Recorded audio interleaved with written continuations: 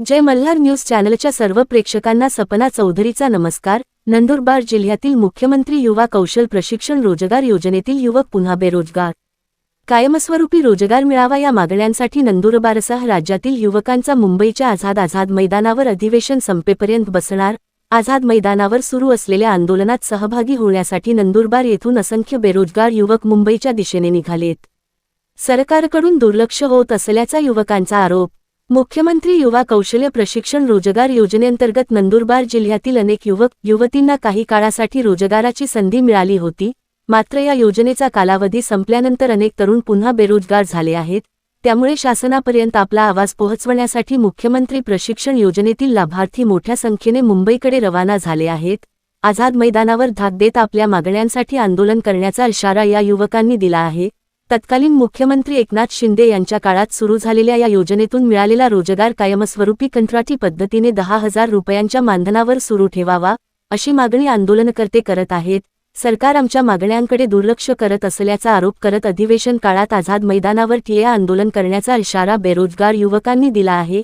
यावेळी माजी मंत्री ॲडव्होकेट के.सी. पाडवी तसेच नंदुरबार लोकसभा मतदारसंघाचे खासदार ॲडव्होकेट गोवाल पाडवी यांनी मुंबईतील आझाद मैदानावर आंदोलनासाठी जाणाऱ्या मुख्यमंत्री युवा कौशल योजनेच्या बेरोजगार युवकांची भेट घेऊन त्यांच्या समस्या जाणून घेतल्या।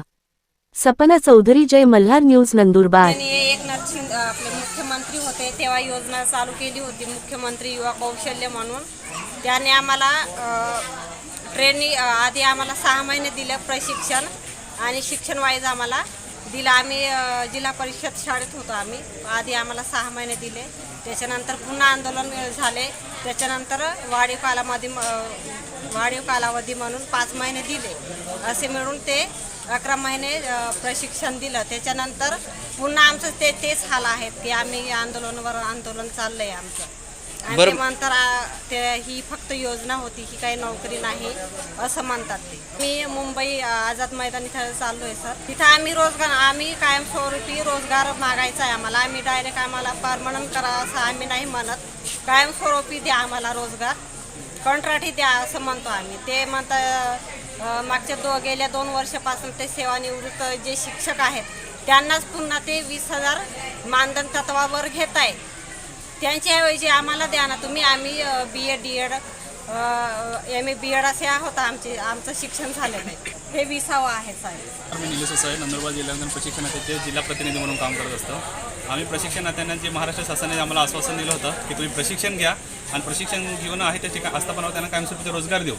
मग आम्ही इतर प्रायव्हेट जॉब सोडून 11 महिन्याचे प्रशिक्षण घेतलं। आता तेच सरकार आम्हाला सांगते की तुम्हाला कायमस्वरूपीचे रोजगार देण्यात येणार नाही।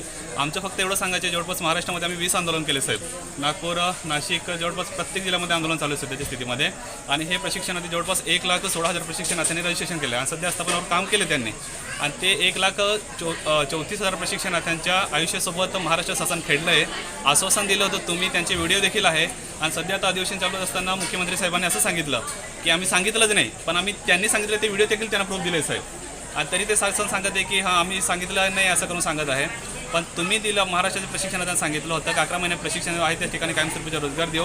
आम्ही तुमच्याकडे एक परमनंट रोजगार मागत नाही। जो रोजगार तुम्ही 10,000च्या प्रशिक्षणासाठी कालावधीसाठी 10,000 रुपये मानधन देत होते, त्याच मानधनमध्ये तुम्ही कायमस्वरूपीची आम्हाला समावेश करून घ्या, कंत्राटी तत्वावर राबवून घ्या, परमनंट नका करू। पण कंत्राटी तत्वावर काम करणाऱ्या प्रशिक्षणार्थ्यांना 18,000 पगार असतो, तर आम्ही प्रशिक्षणार्थ्यांनी 10,000वर पण काम करायला तयार आहे। पण तुम्ही आम्हाला कायमस्वरूपीचा रोजगार द्या असं सांगायला आम्ही जवळपास महाराष्ट्र शासनाच्या प्रत्येक अधिवेशनात प्रत्येक मोर्चात आम्ही सहभागी राहतो। उद्या आमचं 5 विरोधी पक्षांच्या नेत्यांचे प्रस्ताव आहे उद्याच्या विधान भवनला। तर आम्ही दिलेले महाराष्ट्राचे संपूर्ण महाराष्ट्रात जे निवेदन दिले आहे तो प्रस्ताव तुम्ही मांडायला पाहिजे असं करून विपक्षाचे जे नेते आहेत त्यांना आम्ही विशेष भेटून त्यांना सांगत असतो। मग उद्या जे प्रस्तावाचा दिवस आहे जवळपास आमचे आंदोलन हे 23 फेब्रुवारीपासून तर 20 मार्चपर्यंत चालणार आहे। जोपर्यंत अधिवेशन चालणार आहे तोपर्यंत आंदोलन चालणार आहे।